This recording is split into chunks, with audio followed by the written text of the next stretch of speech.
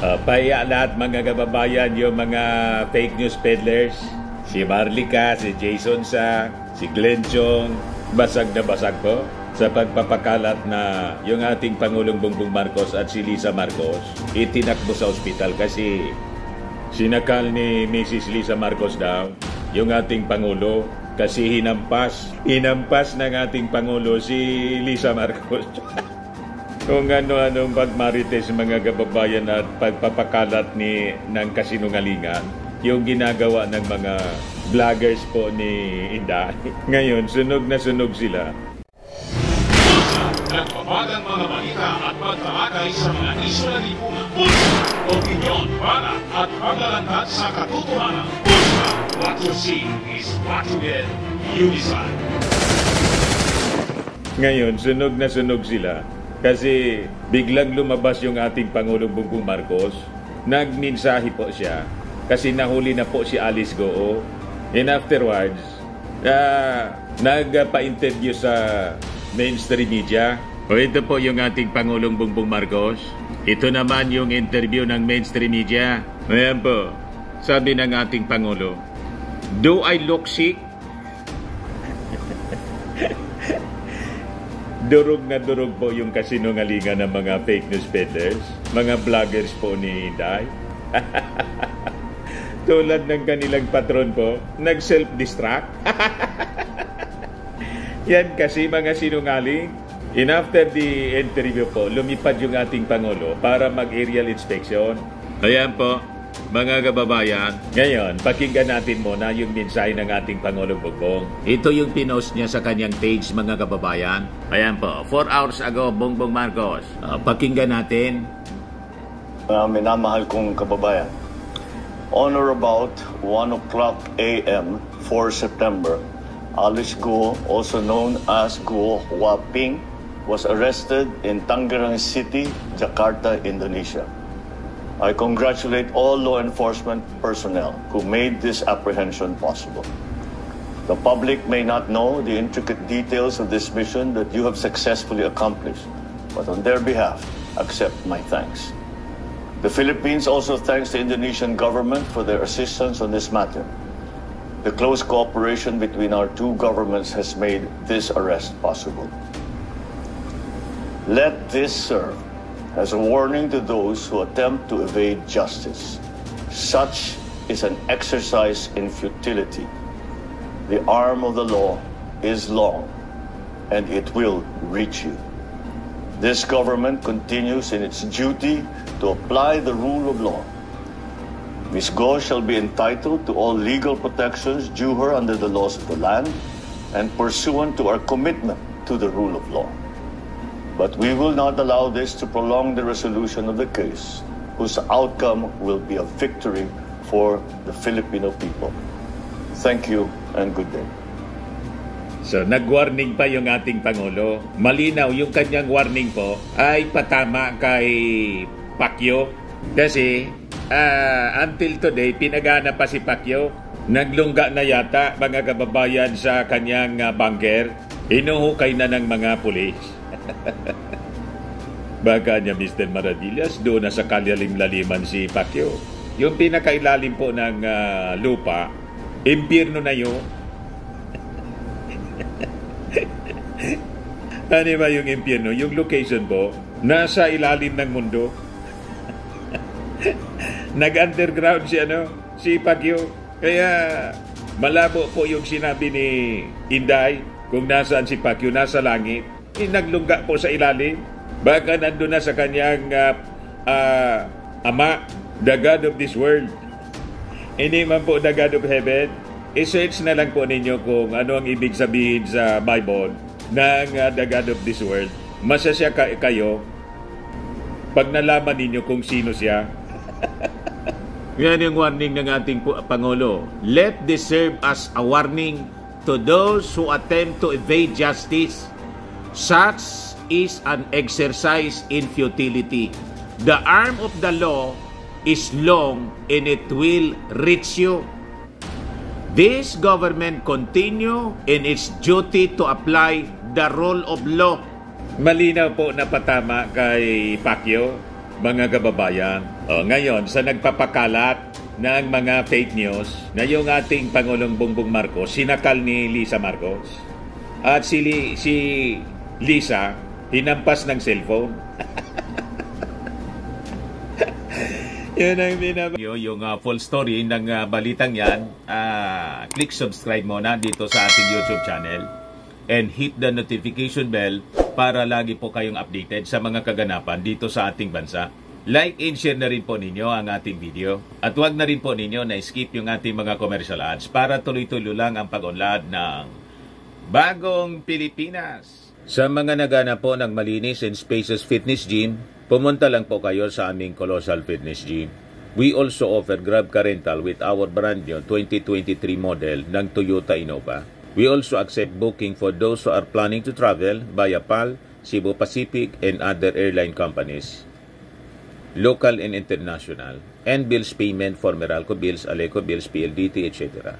Ang Colossal Fitness Gym is located at 3rd floor Security Bank Building, Lanco Business Park, Legazpi City, Albay. For inquiries, look for Gilon Maravillas, contact number 0966-802-0949. Yan po yung aming Innova. Lagi na pong matao sa amin.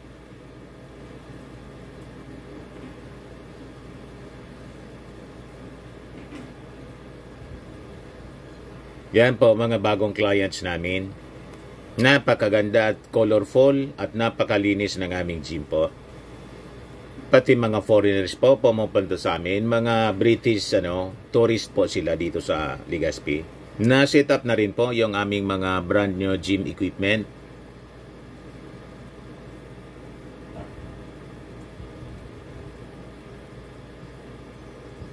May treadmill na rin po kami. Ito naman po yung bago naming product na binibenta online.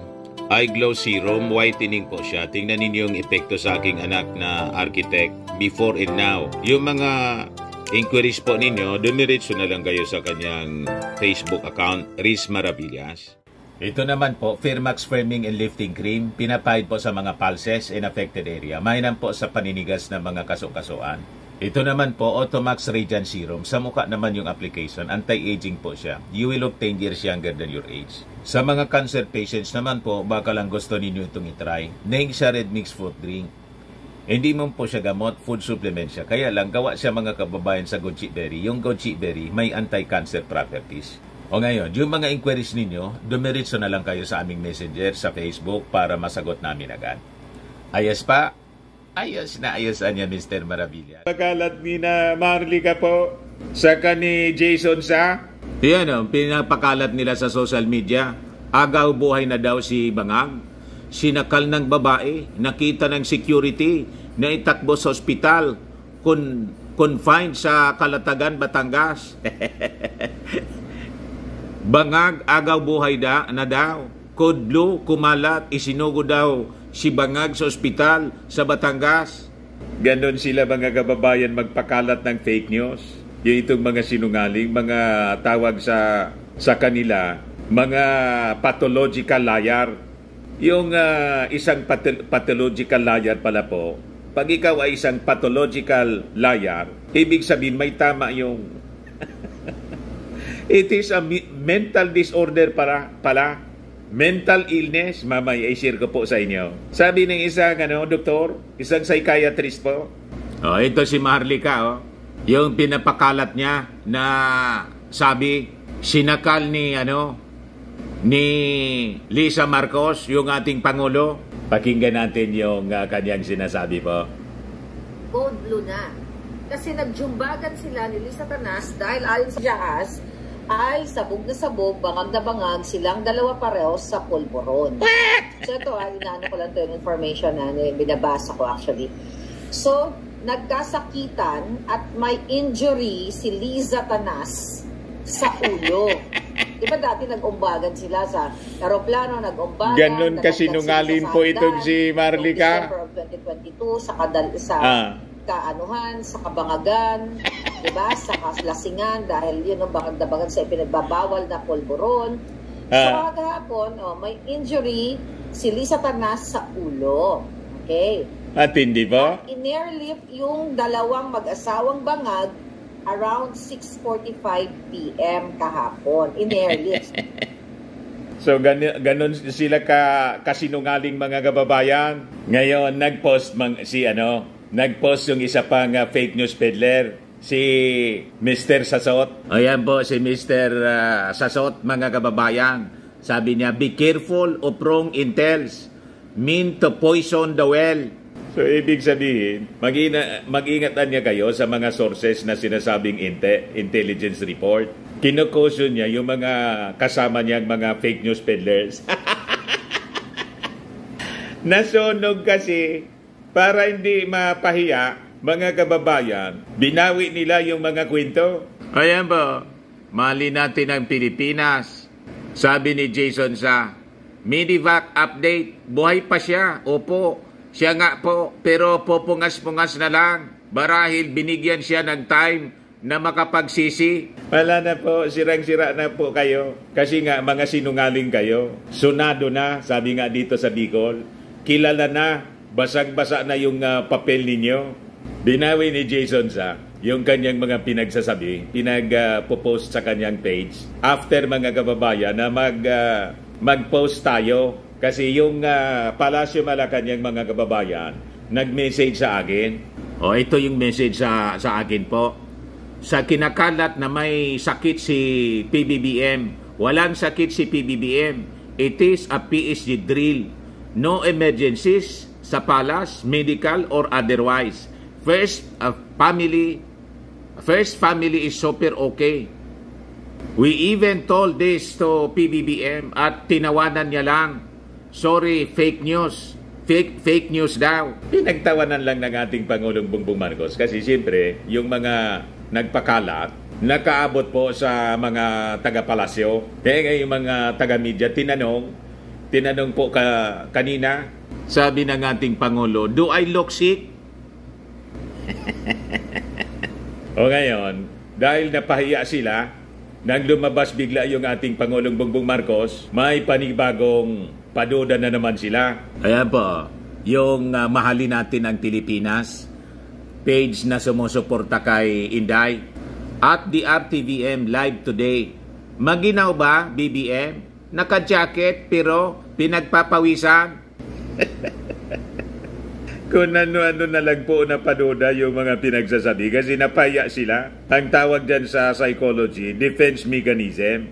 Wala na po. Sunog na po kayo. Tostado kayo sa inyong kasinungalingan. Self-destruct yung ginagawa ninyo ng mga fake news peddlers, vloggers, supporters ng dating Pangulong Digong at ni Inday. Wala na. Zero credibility kayo. Kasi alam na ng buong mundo na lahat kayo mga sinungaling. Kaya nga, magkakasama kayo.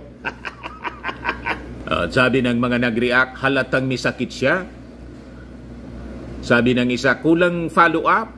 Sabi ng political Bodol Jaquero, maaring humihinga ka ngayong araw. Bukas makalawa, humihingalo ka na. Ayaw paawat po. Talagang galit na galit sila. Napahiya kasi ng todo. Kasi ang ating Pangulong Bongbong Marcos na gusto nilang mamatay. Malakas pa po sa kalabaw. Ito po, pakinggan natin yung interview ng mainstream media kanina. Sino-sino po yung masisipag, sir, sa They don't require marching orders. They're doing they're implementing the legal orders that were sent to them by the court. And that is to bring back fugitive Alice Go to the Philippines. So that is what they're doing. We are already finalizing the arrangements for the return of Alice Go back to the Philippines sometime today. Sir, identified na po kung sino yung masisibak. Sino? Masisibak, sir. Oh, you'll find out soon enough. Sir, may number na ba tayo isang personnel? Ilan po yung masisibak, sir? Iyan mga kababayan yung video na sinend sa atin ngayon ng Presidential Communications Office. Ito yung galing po sa mas malinaw. Itong galing sa PTB4 na. No? And sino-sino po yung masisibak, sir, sa BI or other agencies? Well, they don't require marching orders. They are doing they're implementing the legal orders that were sent to them by the court, and that is to bring back the fugitive Alice Go to the Philippines. So that is what they are doing. We are already finalizing the arrangements for the return of Alice Go back to the Philippines sometime today. Sir, sino-sino po yung masisibak? Sino yung masisibak? Sino? Masisibak, sir. Oh, you'll find out soon enough. Sir, may number na ba tayo? Ilang personnel po yun? Ilan po yung masisibak, sir? And if all of those who are implicated in in assisting Alice Go to leave the Philippines illegally as a fugitive from justice will certainly pay the price. Not only will they, ang tanong nyo, sino yung sisibakin? Hindi lang namin sila sisibakin, kakasuhan pa namin sila. Dahil ang kanilang ginawa ay labag sa batas at against all of the interests of the Philippine judicial system. Okay? Sir. So yun, hindi lang sisibakin. Yung mga tumulong kay Alice Go na makatakas papuntang Malaysia, Singapore at Indonesia, kakasuhan pa, sabi ng ating Pangulong Bongbong Marcos. Ito po mga kababayan, si Alice Go. Medyo nabago yung itsura. Wala kasing antipara. Ngayon, ito yung sabi ng ating Pangulong Bongbong Marcos doon sa pinapakalat na tinakbo siya sa ospital. Wala man lang pong lastro or signs of injury na sinakal ni Lisa Marcos. Di ba?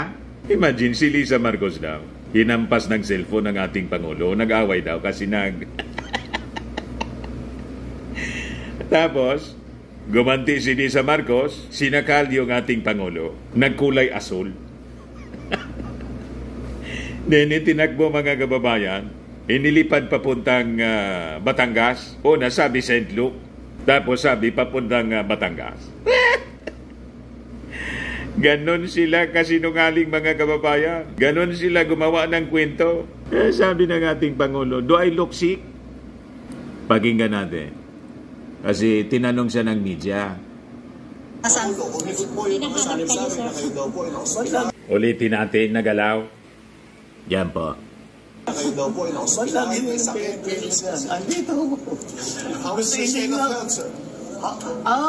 Because lumabas yung report.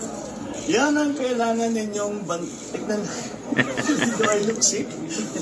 Yan ang kailangan natin bantayan. Mga fake pinagtawanan lang ng Pangulo. Unless it comes from a credible source. Tama, ang dami kong kaibigan tumawag sa akin, okay ka ba? Okay ka ba? Wala, kalukuhan lang yan. You were in the palace sa bahay niyo kahapon, sir?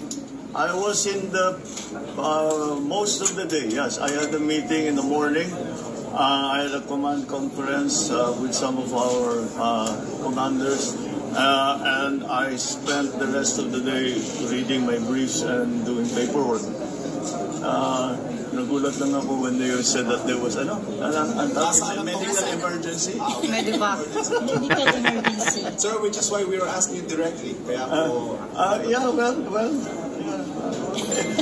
It's totally and completely fake. I do not even have a cold. I do not have anything wrong with me. I'm fine. Thank you for your concern. Yes, sir. Thank you, sir. O, diba? Sunog na sunog mga kababayan. Yung mga fake news peddler, si Glenn Chong, si Maharlika, si Jason Sa, na tumanda ng journalist, naging marites po. Yan ang sinasabi ko. Napakasinungaling na mga taong ito. O ito, afterwards, mga kababayan, nag-inspeksyon yung ating Pangulo, aerial inspection.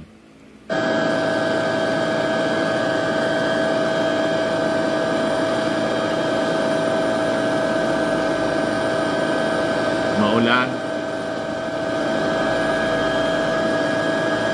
Ayan po. Ayan ating Pangulo. You see? Malakas pa sa kalabaw. Kaya huwag kayong nakikinig po dito sa mga siraulong to. Bakit natin sinabi mga siraulo? May mga tama yung ulo. Iyan po ang ang description. Pag ikaw ay isang sinungaling, pathological liar, sabi ng isang psychiatrist, it is a mental disorder. Mental illness pala siya. Sakit sa utak. So itong mga pinapaniwalaan ninyo, pinapanood ninyo na mga vloggers po ng nausog, may mga tupak. Pare-pareha sila. Kaya nga sila magkakasundo, mga kababayan. Kasi lahat sila may tupak. Lahat sila sinungaling eh. Dapat sa kanila magpatingin sa mental. Yan po, sabi ni Dr. Natalie Walker, isang psychiatrist po siya, neurologist sa University of Wisconsin, School of Medicine in Public Health. Pathological lying. In this disorder, someone does eventually end up believing their own lies because they are so invested in the lie that there is no way to back out without serious consequences. Kaya itong mga sinungaling na to, imbes na humingi ng public apology sa normal na tao po na hindi pathological liar, halimbawa kami, mga normal yung pag-iisip namin, ako pag nagkakamali ako ng mga pananalita, data, o kung ano man sa aking discussion po, kinokorek ko agad. Once na na-realize ko na mali yung data, mali yung sinabi ko, naglalagay ako ng erratum or correction. Sinasabi natin na yung aking sinabi, mali. Ito yung tama. So, ganun dapat ang isang journalist. Responsible journalist. Ngayon po, vlogger. Yung mga taong ito, hindi. Pinagtatakpan pa yung kanilang mga kamalian. Pinanindigan yung kanilang kasinungalingan. Pag ang kasinungalingan mo, pinanindigan mo, ang ibig sabihin niyan, isa kang pathological liar, which is a mental disorder. Sabi ng isang psychiatrist po, sabi diyan, lying can be a symptom of some mental health conditions, according to a 2021 review, including borderline personality disorder and antisocial personality disorder. Nakita ninyo ito sa mga Duterte, kay Digong, saka kay Inday. Yun ang manifestasyon nila sa kanilang personality. And in fact, ang bilis nilang magbago ng statement. Yung sinabi ngayon, bukas iba na po. Baliktad na lahat. Sabi ng mga supporters niya na lahat din sinungaling, political genius daw. Yan ang kanilang paniwala. Pero po, base po sa sabi dito sa ating research, sabi ng isang psychiatrist, it is a mental disorder. Tingnan ninyo, nagkasabit-sabit na sa problema si Inday at si Digong. Si Inday po, yung pera. Corruption, which is an impeachable offense. Malamang ma-impeach si Inday po. Tama po yung kasabihan ng mga matatanda. Ang sinungaling ay kapatid ng magnanakaw. Malamang yan po ang direksyon sa investigasyon ng Kongreso sa confidential funds at sa budget, paano ginastos ang budget mga kababayan ng DepEd noong panahon ni Inday. Umalingasaw po yung lahat ng baho sa Congress ay baho ng DepEd sa Congress. So it is a mental disorder, sabi rito. Pag ikaw ay isang pathological liar, you are suffering from mental disorder. Yan ba? Lying can be a symptom of some mental health conditions according to a 2021 review, including borderline personality disorder and antisocial personality disorder. People with obsessive compulsive disorder may lie to mask compulsions or stop friends and family from worrying about their behaviors. O ito, signs of a pathological liar. Claiming someone's story as their own. Parang yung librong Isang Kaibigan.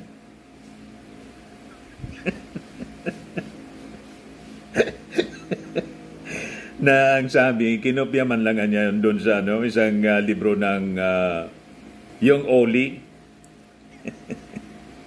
Naging luro at kwago na kwento.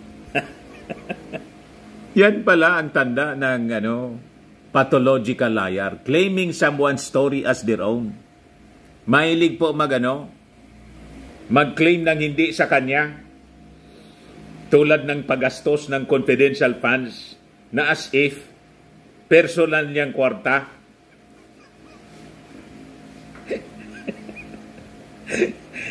Kinastigo po ni Congressman Valeriano ng Maynila.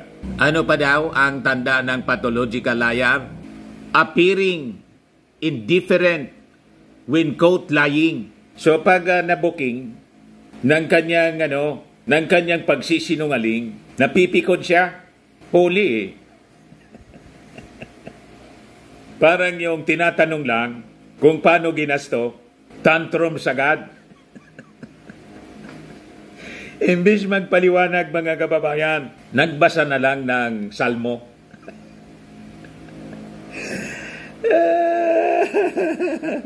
Confirm niya Mr. Maravillas. Ano pa ang tanda? Embellishing or dramatizing stories. Parang yung kwentong Gorgor. Yung dito. Ano sabi ni Gorgor? Nagtry daw sa kanya na i-Gorgor. Pero hindi sila nagtagumpay.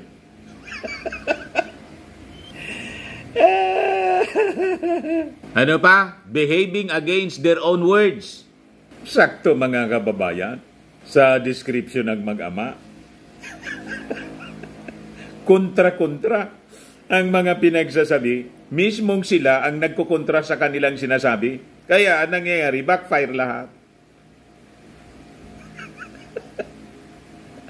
Self-destruction nga yung ginagawa po.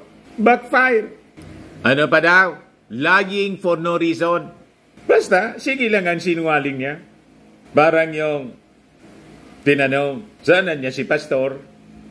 I have one guess niya, nasa langit. Yung isa naman, ako alam ko niya.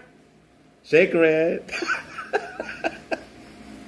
Sabi ko sa inyo, sakto sa mga simptomas po.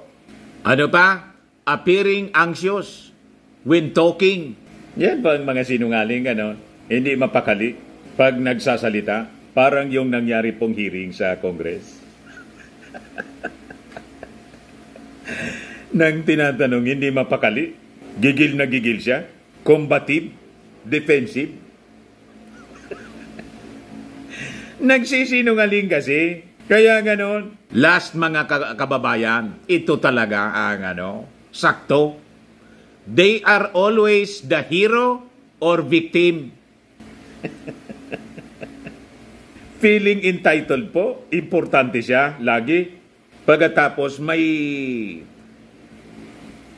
mood swing galing sa pagiging combative papunta doon sa pagiging pabiktim.